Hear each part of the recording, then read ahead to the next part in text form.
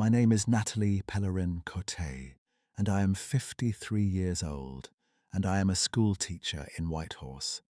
And I have kept this secret for 31 years, because I promised my grandmother I would keep it until she was in the ground.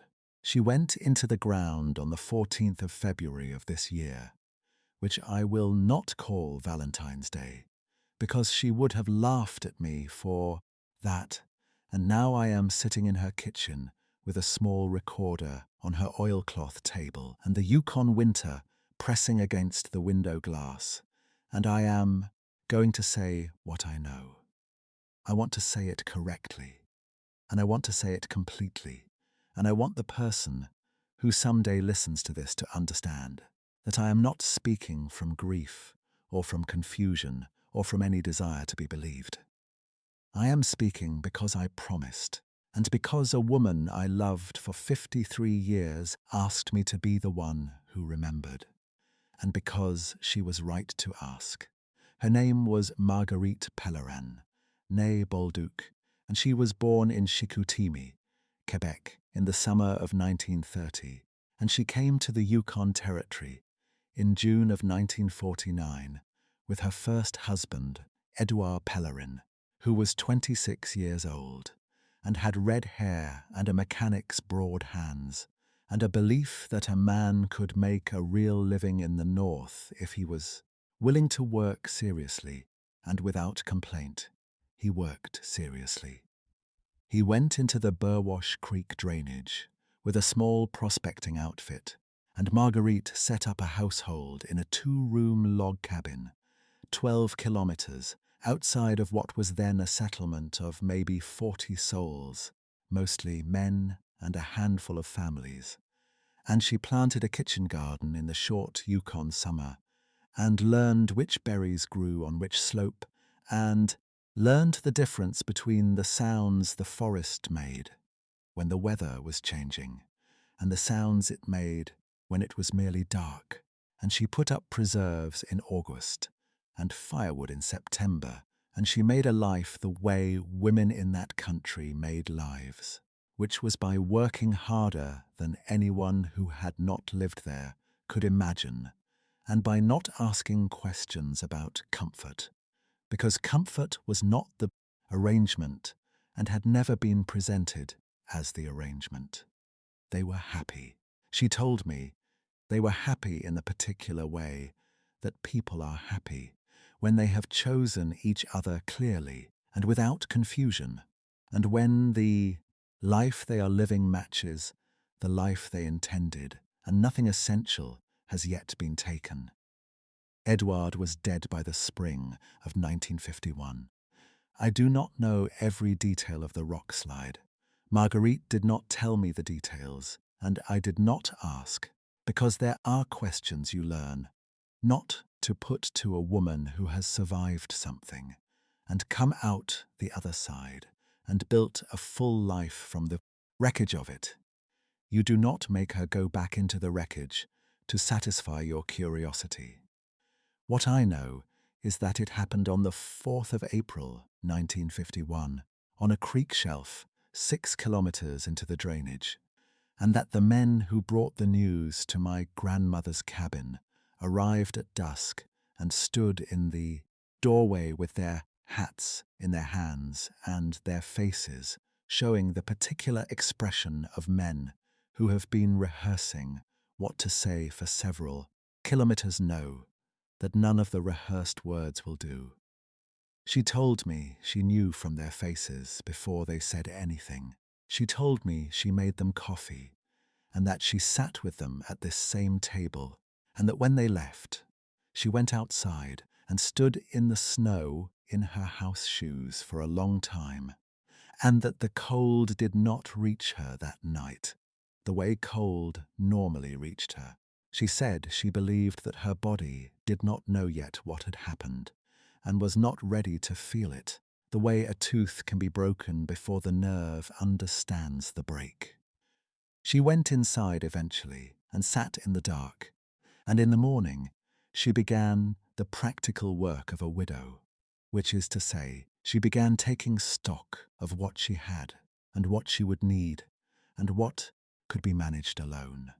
The community around her, small as it was, began the practical work as well.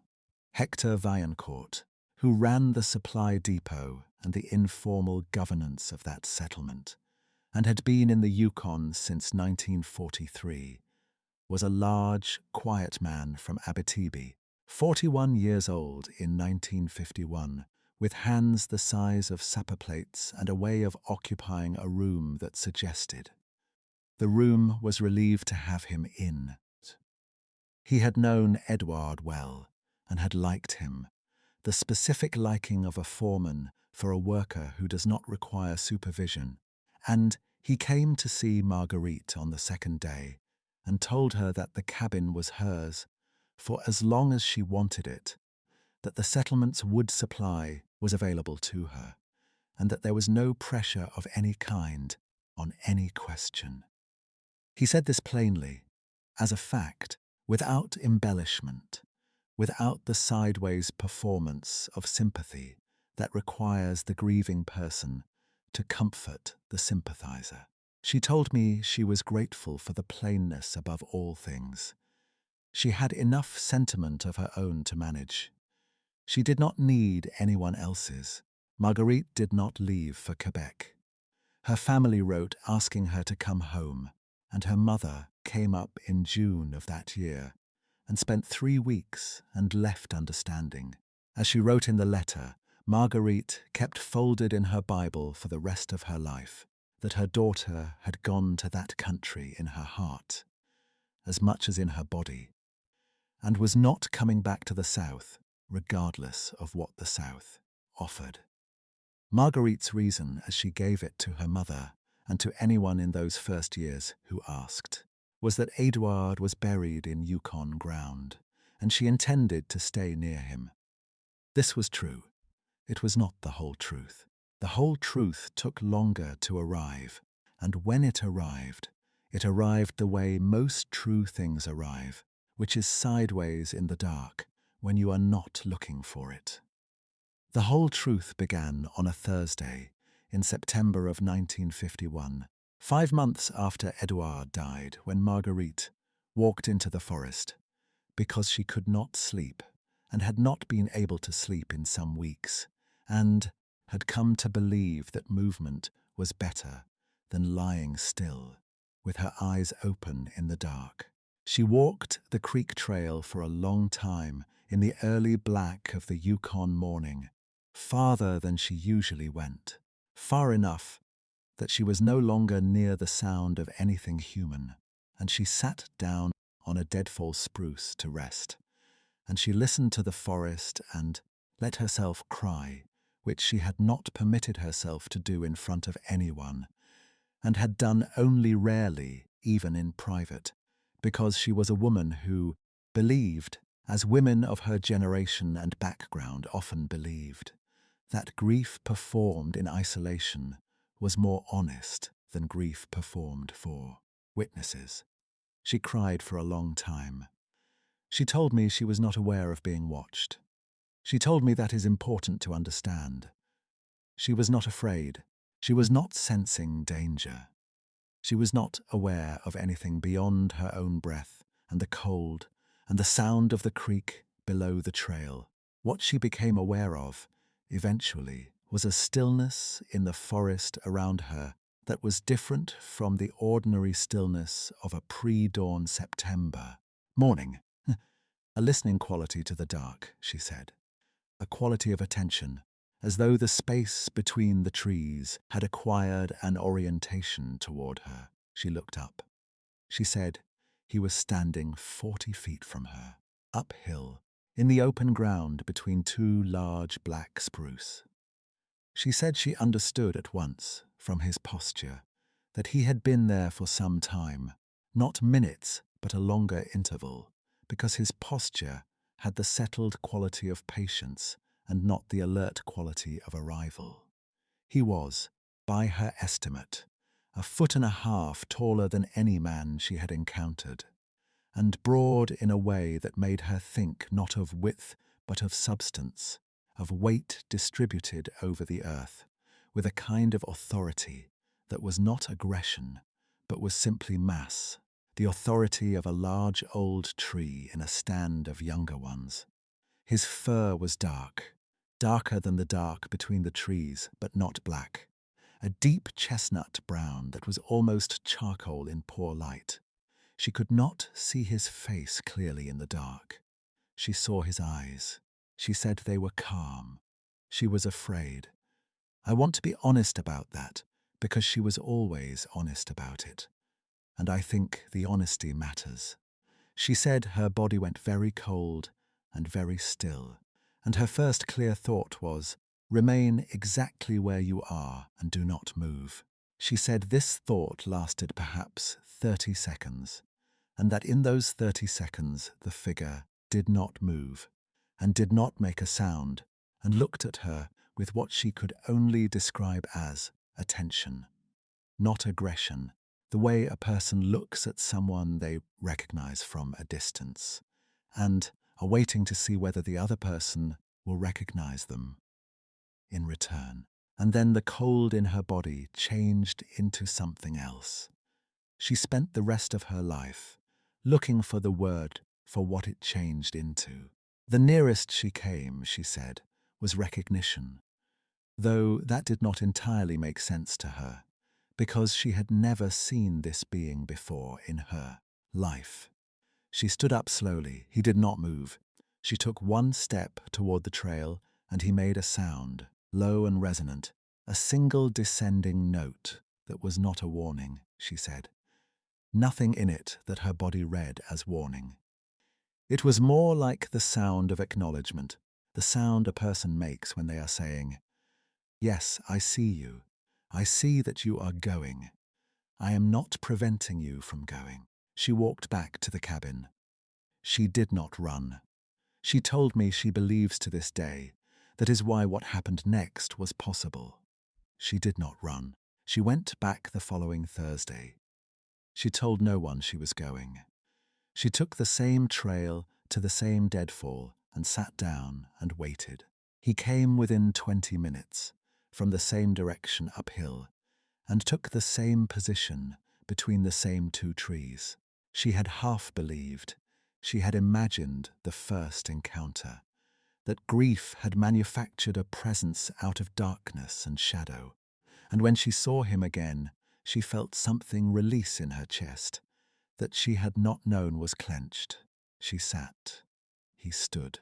They were present together for perhaps an hour, and then he withdrew into the trees without sound, and she sat for a while longer with the pale gold of the Yukon dawn coming up over the ridge, and she walked home. This continued through the autumn and into the winter, those Thursday morning meetings at the deadfall. And I want to be careful here about what I can tell you and what I cannot. What I can say is that the meetings grew longer across months and years, and eventually moved deeper into the forest. What I can say is that by the winter of 1952, she was sometimes spending entire nights away from the cabin, and returning in the late morning with a stillness in her face that Thérèse Bolduc, when she saw it, recognized as the stillness of a person who has been in the presence of something large and has not been harmed by it. What I can say is that Hector Vaillancourt noticed her Thursday absences, as Hector noticed most things that happened in that settlement, not from nosiness, but from the professional attention of a man responsible for the survival of the people around him. In February of 1952, Hector asked Marguerite directly what she had found in the forest. She told me she had expected the question for months and had spent those months deciding whether to answer honestly, and that, when the moment came, she found she was too tired of the secret to protect it from the one person in that settlement whose judgment she trusted most. She told him the truth. He sat at this kitchen table, in the chair you are imagining, and was quiet for a long time. and she watched his face go through several expressions she could not name and arrive at something she recognized as the expression of a man who has decided what he is going to do. He said, in a voice that was neither frightened nor disbelieving, but careful, the voice of a man managing a new and significant variable. "I will need to see for myself," Marguerite said. "I cannot promise he will allow it," Hector said. "Then I will wait as long as it takes." It took until April of that year, a cold April morning, with the creek still running partial ice below the trail. Marguerite brought Hector to the deadfall, and they sat together, and the being came as he always came, from uphill between the trees, and stood in the open ground and looked at them. Hector sat without moving or speaking for a long time, long enough that Marguerite began to wonder what he was thinking, and stopped herself from wondering because she knew Hector Vaillancourt did not produce useful results when rushed. Then he said, very quietly, 2 words, "All right." And she understood from those 2 words that Hector had decided, and that what Hector decided in that settlement was generally what became settled, because his authority was the authority of a person who does what he says, and says only what he will do, and has never in living memory been wrong about what a situation required. I should tell you about Thérèse Bolduc, who was no relation to Marguerite, despite the coincidence of the name, and who was 44 years old in 1952, and who had come north with her husband Paul in 1946, and who ran the settlement's communal kitchen, the fire and the table around which the men gathered at mealtimes, and who was a large woman with grey already threading through her dark hair, and a quality of stillness that I associate, in my memory, with deep practical competence, the stillness of a person who has eliminated all unnecessary movement and reaction from her body and kept only what she needs. She had survived the death of a son in his first winter and a season of near starvation in 1947 before a supply plane got through in March, and she had a face that suggested she had weighed most of the things life could present and found that she could bear most of them, not easily but sufficiently. When Marguerite told her in the summer of 1952, sitting in the settlement kitchen with the long summer evening light coming through the one window, Thérèse listened from beginning to end without interrupting. Then she said, "Are you eating enough?" It was not a question about food. Marguerite said she was. Thérèse said, "Good. What do you need?" That was the extent of her expressed reaction. I have thought about those 2 questions for 31 years, and I believe they are among the most morally serious words one person can say to another after being told something that ruptures the ordinary world. By the end of 1952, Hector and Thérèse and a man named Fernand Arsenault, who was the settlement's only part-time fur trader, and who had indigenous ancestry he rarely discussed, but whose silences had a quality different from the other men's silences, as though he was storing information he had always anticipated he would someday need, constituted the small circle of those who knew and had agreed to know. Fernand said nothing at all when told. He looked at Marguerite for a long moment, and then nodded once, a single deliberate nod that she said did not feel like the nod of a person encountering a new and implausible fact, but of a person receiving confirmation of something in their existing understanding of the world.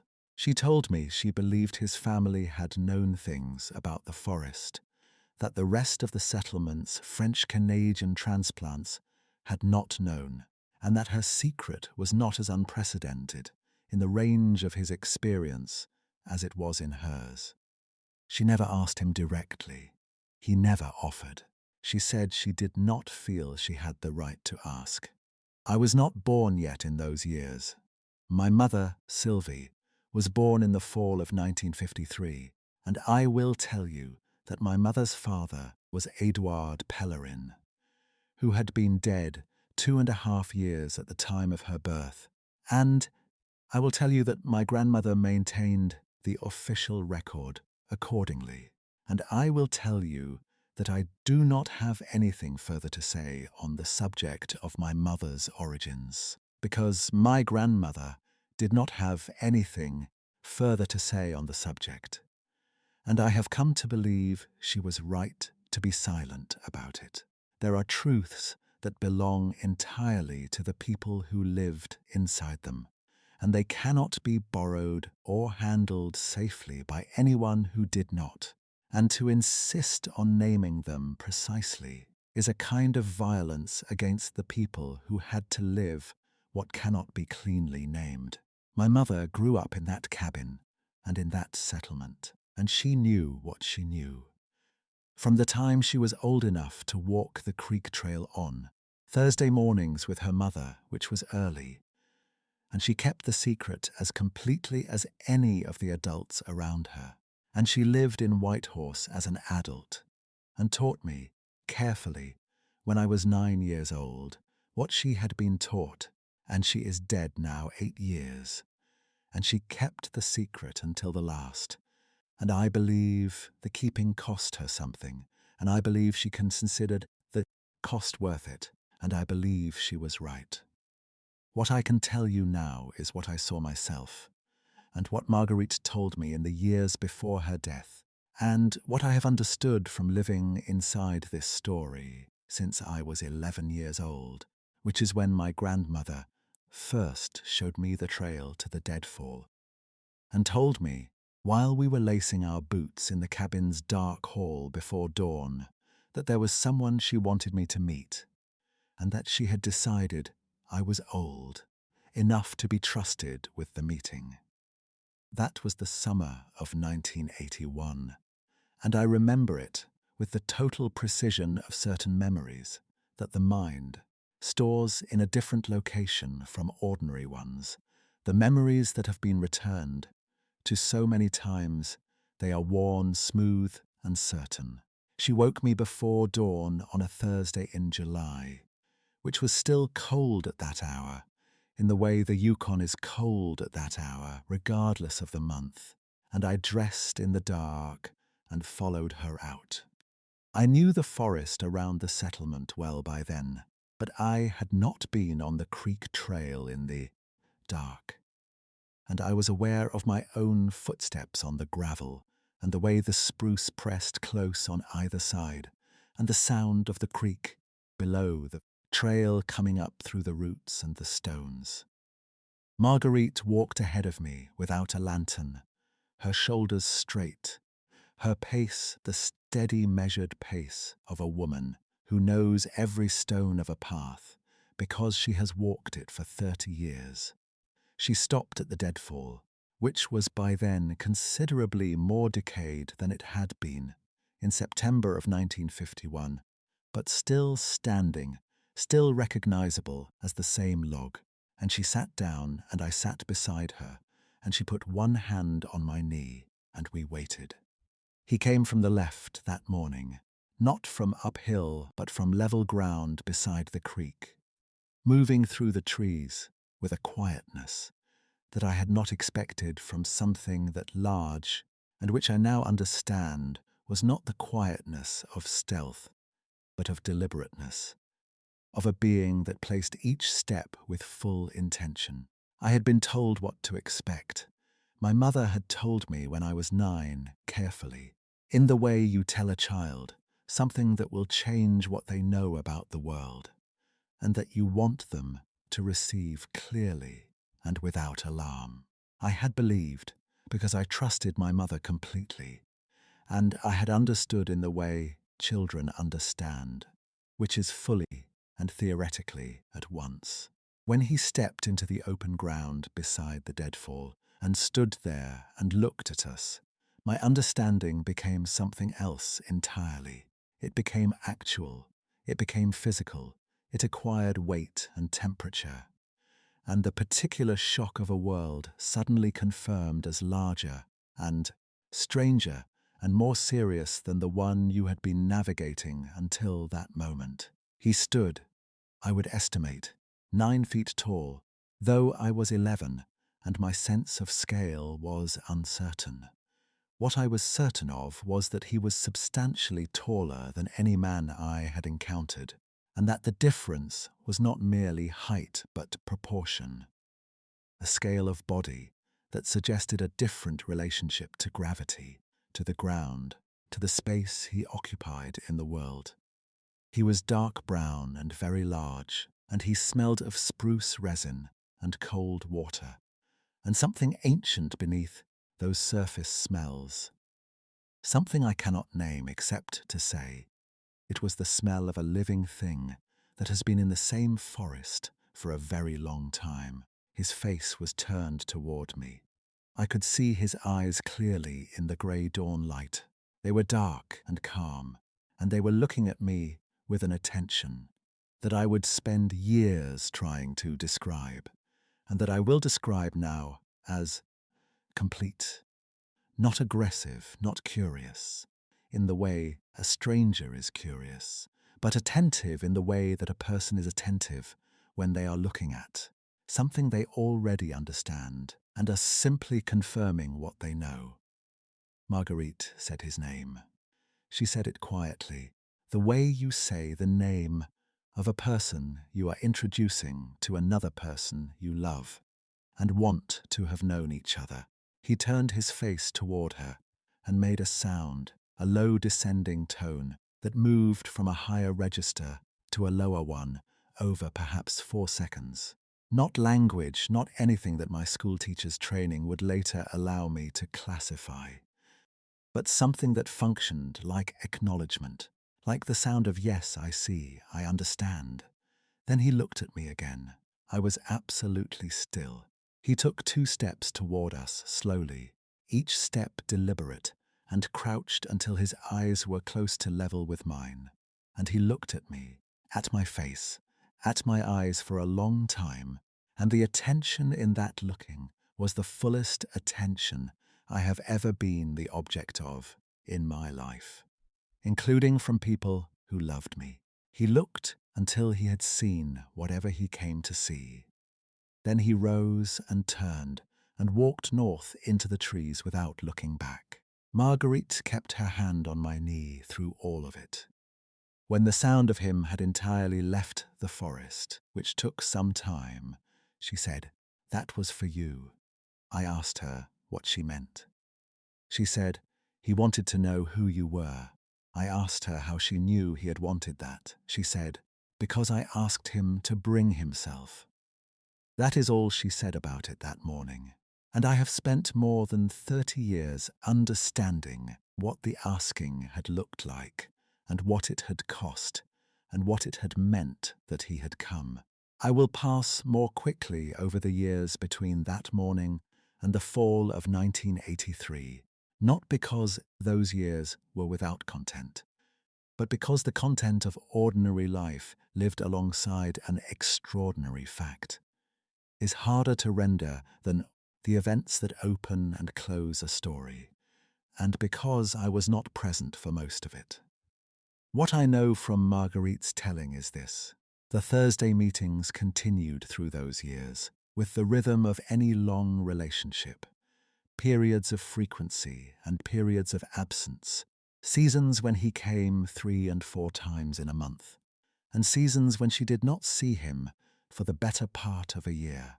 And she did not take the absence as abandonment, but as the movement of a life that operated on a different scale of time and necessity than hers, a life in which he was important but not central, loved but not the whole of it, and she said she found this liberating rather than diminishing, because it meant she was not responsible for him, that his life was not dependent on her presence, the way a man's life in that era might have been dependent on a wife's, and that this was one of the respects in which what she had was not like anything she had a name for and did not need to be.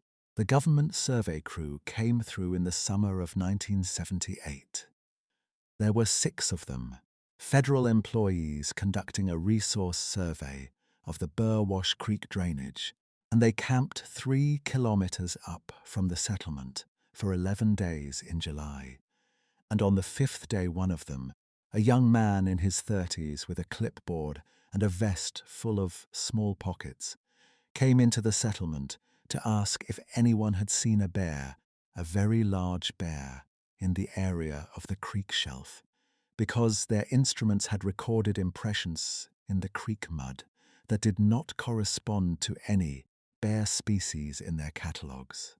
Hector Vaillancourt was 68 years old in 1978 and had been keeping this secret for 26 years, and was not a man who was unsettled by federal employees with clipboards. And he told the surveyor that the creek shelf had unusual acoustic properties that sometimes made solitary animals appear to be larger aggregations, and that the drainage was known for large wolverine, and that the impressions were most likely produced by 2 animals moving through the same section of bank within a short interval and overlapping in the mud. The surveyor thanked him and left. Hector came into his own kitchen, where Therese was sitting, she having retired from running the settlement kitchen, but still coming to Hector's on Sunday evenings and on any other evening when she felt like it, and she poured him coffee without being asked. He sat down and drank it and said nothing. She said nothing. That was the closest it came to ending in 26 years of keeping. The fall of 1983. I was 13 years old and was not present. Marguerite saw him for the last time on a Thursday morning in August, an ordinary morning by her account, unremarkable in any way she could identify afterward. Him standing in his usual position, both of them present and quiet, in the manner she had come to know over 32 years of Thursday mornings, a shared presence that she said required nothing of either of them beyond the willingness to be there. He turned and walked north into the drainage, as he had walked away from her many hundreds of times before. She watched until the trees took him. She walked home. She made breakfast. She did not know it was the last time until a year had passed, and then 2, and the Thursdays accumulated without him. And the forest was ordinary forest on ordinary mornings, beautiful and cold, and completely silent. In the particular way it was silent, when there was no one waiting in it who knew her.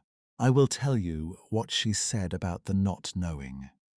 She said it was the most difficult thing she had navigated, in the whole of what she called her second life, the life that had begun at the deadfall in September of 1951. Harder than the secrecy, harder than the absences, harder than explaining to her daughter, when her daughter was old enough to ask the unaskable questions. The not knowing was difficult because it denied her the grief that named itself. She said, "When you know someone has died, you mourn them. When you do not know, you wait, and the waiting is its own country, and it does not have the same exits as grief." I asked her, in the winter of 1985, when I was 15, and sitting at this same table with Sable asleep at my feet, whether she thought he was dead. She looked at me with a patience that contained within it something like mild exasperation, the look of a woman who has heard a question she expected to be asked and does not agree with its premise. She said, "I think he is gone, and gone is not the same thing as dead. I think I understand the difference now." Then she said, "Natalie, I have been here 35 years. This is where I lived my life. I am not waiting for anyone to come back. I am living in the place where what happened to me happened, and the place matters regardless of who is in it. She stayed. Family urged her south. Her sister in Chicoutimi wrote letters that increased in frequency as Marguerite aged, and my own parents had long conversations. I was not party to about the situation of an elderly woman alone in a remote Yukon cabin. She declined every suggestion, and she declined with a courtesy that did not invite argument, and the community around her thinned as the decades passed. Hector going in 1989 at 79. Therese the year before that. Fernand having gone into the bush in the early 1970s in a way that no one in the settlement remarked on as unusual, which Marguerite told me was because they all understood it was a choice and that he had gone where he intended to go. The settlement thinned to almost nothing by the mid-1990s, and Marguerite remained in the original cabin, tending her garden in the short summer and splitting her wood in the fall and walking the creek trail on Thursday mornings through her 70s. And into her 80s, not to the deadfall always, but the trail itself, keeping the habit the way you keep a habit that has become so deeply part of your body that to stop it would be to lose some necessary rhythm of yourself. She fell in the yard on the 22nd of December of last year and broke her hip, and I came from Whitehorse and stayed with her through the surgery and the long recovery. And we sat at this kitchen table as we had always sat, her on the side near the stove where she had always sat, me with my back to the window, and she told me things she had not told me before, details she had been holding aside, I think, for the right time, and the right time turned out to be when she knew she was not going to get much more time and wanted to spend what was left correctly. She told me about the winter of 1958, which I had not heard before. She had been sick that January, with something that went into her chest and would not leave. And she had not been to the deadfall in 6 weeks, and he came to her. Not to the cabin itself, but to the edge of the yard, 40 feet from the kitchen window, and stood in the snow in the dark, and she saw him from the window at 2 in the morning.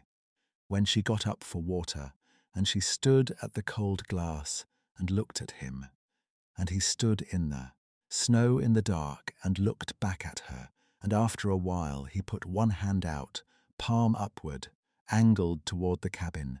A gesture, she said, was slow and deliberate. She raised her own hand to the glass.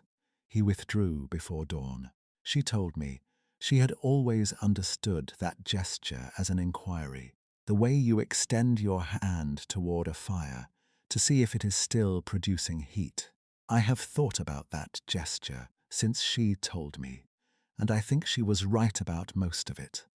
Though I am not certain about the inquiry, it seemed to me, hearing it, less like a question than like an offering, the open palm of a being checking, not whether you are there, but whether you are all right. But it was her gesture, and it was her 32 years, and she knew what she knew. She told me about the sounds. She had not told me before about the sounds. And I understand now that she was protecting something, keeping the innermost part of the innermost chamber of this story for the very end. She said that in the years when he came often, in the middle decades when my mother was a child, and the community around the secret was still intact, and the visits were regular, she had sometimes heard from the direction of the forest, late at night, with the cabin dark and quiet, a low harmonic sound that moved in patterns she came to recognize after years of listening. She said the patterns repeated at intervals, and that she had come to believe they were not random. They had a shape to them, a structure that suggested meaning, the way a sentence suggests meaning before you have translated it. She said She did not know whether this was him or whether it was something else in the forest he was part of, something she was not equipped to understand. She said, "I think there are forms of communication that do not pass through language, and are not lesser for that.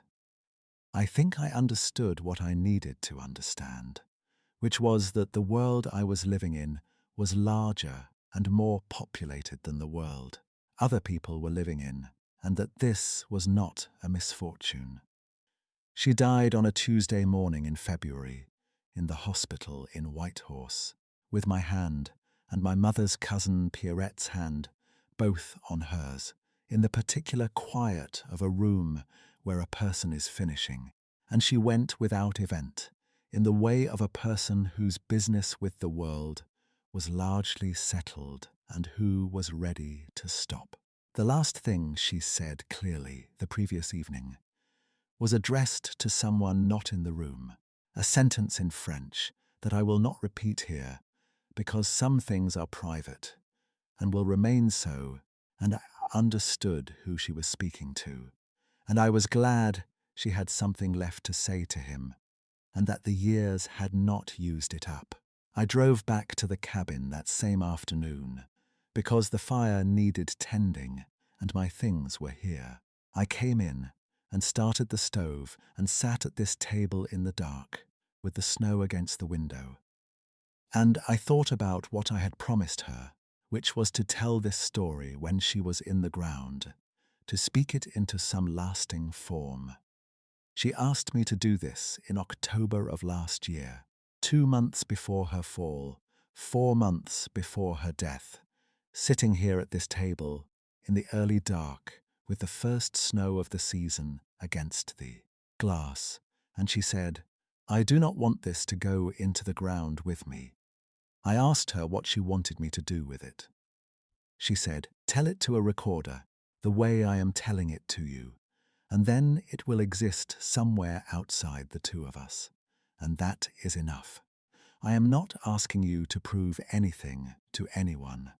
I am asking you to say that this happened, that a real woman in a real country lived a real life, and loved in whatever conditions love presented itself to her. The conditions it presented itself in were 9 feet tall and dark brown and patient, beyond any patience I have encountered in any human being. And it came to her on Thursday mornings for 32 years, and it came to her window in January 1958 when she was sick and stood in the snow with its palm toward the light, and it crouched at the deadfall in the grey July dawn of 1981, and looked at me until it had seen what it came to see, and whatever word belongs to all of that.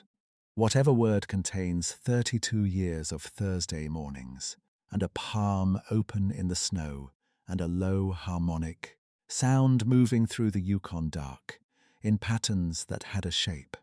She took that word into the ground with her on the 14th of February, and I am not going to try to guess at it here. Sable, the current Sable, the 5th or 6th of his line, is asleep under this table with his head on my foot. He is 7 years old, and the colour of old copper on his ears, and he has never been on the creek trail, but he knows the smell of the forest the way. All dogs here know the smell, and he does not flinch from it. Marguerite always said that not one of her dogs, across 60 years of Thursday mornings, had ever been afraid, and that she had learned to trust that as information about the quality of what was in the forest. I will walk the trail in the morning. I am not going because I expect to find anything, and I am not going out of sentiment, though I am willing to admit the sentiment will be present.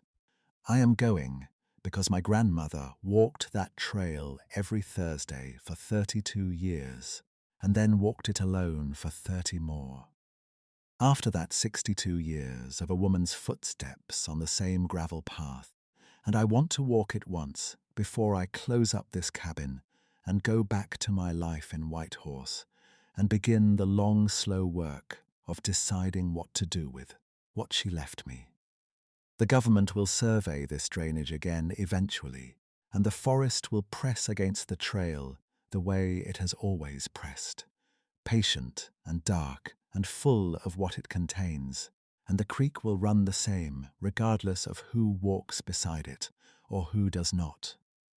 Marguerite said, in the winter of 1985, that she was living in the place where what had happened to her had happened, and that the place mattered regardless of who was in it.